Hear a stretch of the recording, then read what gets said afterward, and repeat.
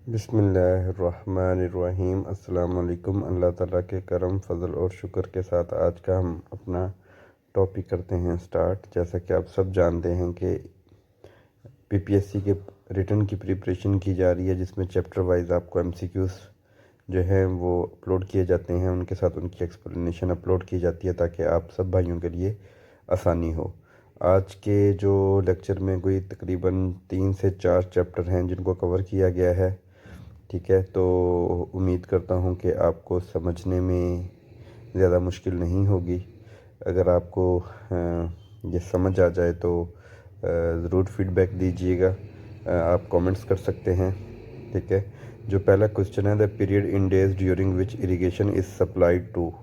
ठीक है, वो ये कहना चाहता है कि टोटल जितने दिनों में पानी दिया जाता है, एक फसल जब पहली मरतबा काश्त हुई और काटने से पहले तक जितना पानी दिया जाता है जितने दिनों में, उसे बेस पीरियड कहते हैं।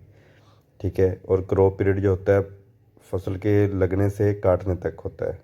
The total depth of water required by crop is called duty delta total head column head. जी, टोटल डेप्थ जो वाटर की होती है ना, रिक्वायर्ड होती है, उसे डेल्टा कहते हैं एक क्रॉप को। और जो एक क्यूमिक पानी से जितना एरिया सिराप होता है उसे ड्यूटी कहते हैं। टोटल हेड होता है total vertical height of water, आप कह सकते हैं। Average delta for rice crop in centimetre. जी, आप सबसे ज़्यादा जो डेल्टा रिक्वायर्ड होता है, जो डेप्थ ऑफ वाटर रिक्वायर्ड होती है, वो राइस चावल की फसल को होती है, जो 120 सेंटीमीटर होती है। ये सबसे ज़्यादा जो है राइस की ही है। तो नेक्स्ट क्वेश्चन की तरफ चलते हैं। Rabi crops are sown in season summer winter spring autumn. जी, जो रबी है वो ऑटम में होती है। आप देखेंगे रबी ऑटम में होती है। आप इस तरह कर लें, रबी आर एस का कोई आपस में कॉम्बिनेशन नहीं है। देखें, रबी आर और एस स्प्रिंग, आर एस ये आगे पीछे आते हैं। अच्छा, kharif crop are sown in the season spring. अच्छा, के और एस का कॉम्बिनेशन है, आर और ए का कॉम्बिनेशन है, के और एस का कॉम्बिनेशन है। इस तरह आपको ये क्वेश्चन दोनों याद रह जाएंगे। Kharif crops are sown in the season of spring, K S और आर ए, ये आप याद कर लें। ठीक है, ये इजी वे है याद रखने का। The area irrigated in hectares with continuous supply of one cumec water during a base period of crop is termed as duty. ठीक है, वो यही कहना चाह रहा है कि जो एक क्यूमिक मीटर से जितना एरिया सराब होता है उसे हम ड्यूटी कहते हैं। ठीक है,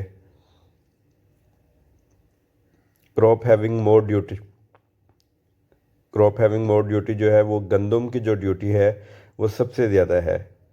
ठीक है, शुगर केन की, उससे कम राइस की, फिर कॉटन की। ठीक है, ये इन मतलब सबसे ज़्यादा जो ड्यूटी है वो वीट की ही है।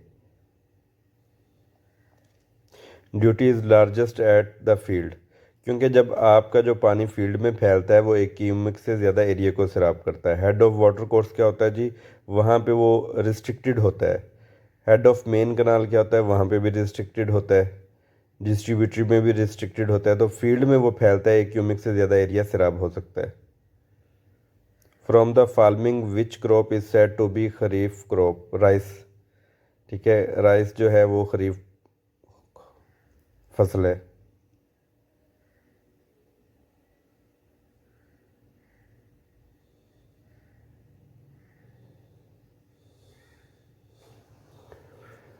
नेक्स्ट क्वेश्चन है जी, from the following which crop need more delta. ठीक है, जो डेल्टा आपको पीछे मैं बता चुका हूँ कि जो राइस को है वो ज़्यादा डेप्थ ऑफ वाटर चाहिए होती है। ठीक है, तो राइस की ही सबसे ज़्यादा डेप्थ है। तो ये देख लें आप, जो कॉटन है इसको कम चाहिए होती है, वीट को उससे भी कम चाहिए होती है। चने आपको पता है कि the relation between duty delta base period is. अच्छा जी, ये फार्मूलाज दिया होगा आपको। 8.64 B divided by D. B जो है बेस पीरियड है। ठीक है, जो डी डी है वो ड्यूटी है। ये फार्मूला आपका 8.64 बी ओवर डी, ये डेल्टा फाइंड आउट करने का फार्मूला है। आप डेल्टा के लिए ये फार्मूला लगा के फाइंड आउट कर लेंगे। The ratio of actual area irrigated and culturable command area is called, intensity of irrigation कहलाता है जी। ठीक है, क्रॉप रेशो जो होता है वो क्रॉप्स के अदल बदल के उसको क्रॉप रेशो कहते हैं। ड्यूटी आपको पता है कि क्यूमिक से जितना एरिया सराब होता है। Outlet discharge factor is the duty of the head is water course. ठीक है, जो आउटलेट डिस्चार्ज फैक्टर होता है वो ड्यूटी एट जो मैक्सिमम होता है वो वाटर कोर्स के हेड पे होता है। ठीक है, और इसके अलावा जो नेक्स्ट क्वेश्चन है हमारे पास, irrigation system mostly used in Pakistan. Surface irrigation होती है जो हम नहरों वगैरह से लेते हैं। ठीक है, जो ग्रेविटी इरिगेशन भी कहते हैं, सरफेस इरिगेशन भी कहते हैं। सब सरफेस इरिगेशन को होता है जो नीचे से पानी होता है, मतलब उसको लिफ्ट इरिगेशन के मतलब टूवेल वगैरह इस तरह की चीज़ें लगा के सब surface irrigation. Sprinkling irrigation, free flooding is a suitable for orchard vegetables farms all of this. जी ये फॉर्म्स के लिए होता है फ्री फ्लडिंग। इसके ऑर्चर्ड के लिए बेसिन होता है, वेजिटेबल्स के लिए जो होता है फैरो होता है। देखें जी, furrow method of irrigation is suitable for such type of crop. Vegetables के लिए हम खालियाँ बना देते हैं, उसमें ये हम वेजिटेबल्स को लगाते हैं। जो फ्री फ्लडिंग होता है वो फॉर्म्स के लिए होता है, और जो बेसन होता है जो पौधे के इर्द गिर्द गड्ढा खोद देते हैं और उसमें पानी डालते हैं वो ऑर्चर्ड होता है। तो ये इन तीनों में डिफरेंस है। Basin method of irrigation is suitable for such type of crop. जी बेसन मेथड जैसा कि मैं पहले बता चुका हूँ जी, ये बेसन मेथड क्या होता है, आप पौधे के जो इर्द गिर्द होता है एक गड्ढा खोद के उसमें पानी डालते हैं। इससे पानी की वेस्टेज कम होती है और कम पानी ज़्यादा दरख्तों को दिया जाता है। जी ऑर्चर्ड, इसे ऑर्चर्ड के लिए यूज़ किया जाता है। Drip irrigation system is also called trickle. Drip irrigation क्या होती है जी, आपने एक पाइप के थ्रू पौधों की जड़ों को पानी पहुंचाना होता है, उसे ट्रिकल इरिगेशन भी कहते हैं, ड्रिप इरिगेशन भी कहते हैं।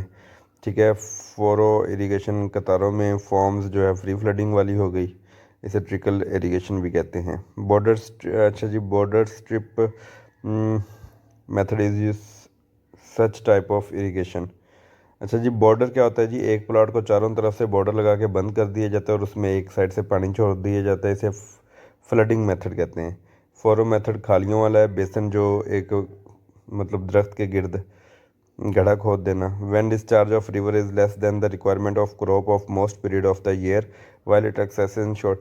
अच्छा जी, जब ज़्यादातर खेतों की ज़रूरत के मुताबिक साल के ज़्यादा हिस्से में पानी कम होता है, हालांकि फसलों की ज़रूरत ज़्यादा होती है, और कुछ हिस्से में पानी ज़्यादा होता है और फसलों की ज़रूरत कम होती है, तो हम क्या करेंगे, उस एक्स्ट्रा पानी को 3-4 महीने में जो ज़्यादा पानी को उसको स्टोर कर लेंगे, तो इसे स्टोरेज इरिगेशन बोलेंगे। Area of water related to storage irrigation is term as reservoir. जी इरिगेशन पर्पज़ के लिए जो हम बनाएंगे उसे रेजरवायर कहेंगे, जिसमें पानी जमा किया जाता है। जो डैम है वो लॉन्ग स्टोरेज के लिए होता है। पिकअप वेयर होता है, डैम से थोड़े से फासले पे पिकअप वेयर बनाए जाते हैं, इससे नहरें निकाली जाती हैं। The total quantity of water in a lake up to full lake level is termed as gross. जितना पूरे उस डैम में या किसी उस रेजरवायर में पानी आ सकता है नीचे से लेकर ऊपर तक, उसे ग्रॉस स्टोरेज कहते हैं। मैक्सिमम स्टोरेज भी कह सकते हैं आप। डेड स्टोरेज जो है, अच्छा जी, dead storage of water below sill level in a lake is term as. अच्छा जी, जो आपका आउटलेट होता है या जहाँ से आपका वेयर मतलब ऊपर से पानी क्रस से खारिज होना है, उससे जो नीचे नीचे जो पानी होता है उसे डेड स्टोरेज कहते हैं, क्योंकि वो पानी बिल्कुल साकन होता है और यूजेबल नहीं होता। अच्छा जी, the quantity from sill level is sill level to full lake level, इसे लाइव स्टोरेज कहते हैं जी। जो आउटलेट या आपके वेयर के मतलब क्रस्ट लेवल से ऊपर होता है तो वो पानी यूजेबल होता है, वो पानी इस्तेमाल के काबिल होता है। डेड स्टोरेज आपको बता चुका हूँ, आउटलेट से नीचे वाला जो साकिन होता है।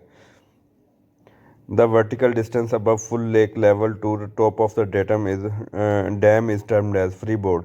आपका जितना नहर में फ्री फुल लेवल होता है या डैम में होता है या रेजरवायर में होता है, उससे लेकर फुल सप्लाई लेवल से लेकर ऊपर उसके डैम के टॉप लेवल तक जो फासला खाली पड़ा होता है उसे फ्री बोर्ड कहते हैं।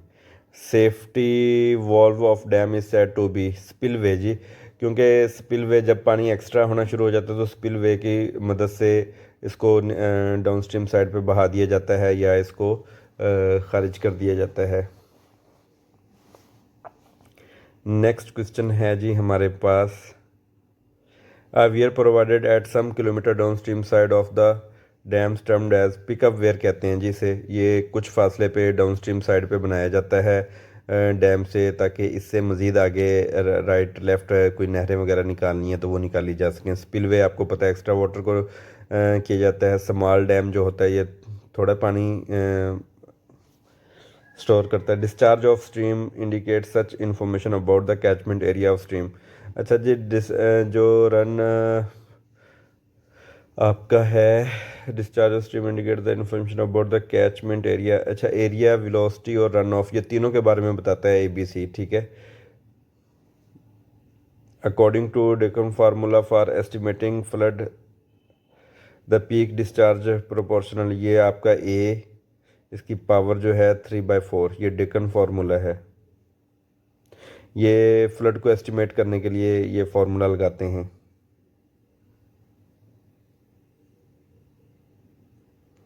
Dickens formula for discharge estimation is Q equal to CA 3/4।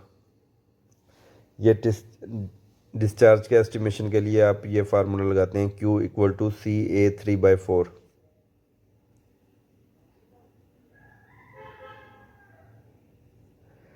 और उम्मीद करता हूँ कि आज का लेक्चर आपको समझ आया होगा। अगर कोई क्वेश्चन समझ ना आए तो आप कमेंट बॉक्स में पूछ सकते हैं। और अपना ख्याल रखिएगा और दुआ में याद रखिएगा। मिलते हैं नेक्स्ट वीडियो में इंशाल्लाह बहुत जल्द आपके साथ और बहुत सारी दुआओं के साथ। अल्लाह आपका हामी व नासिर।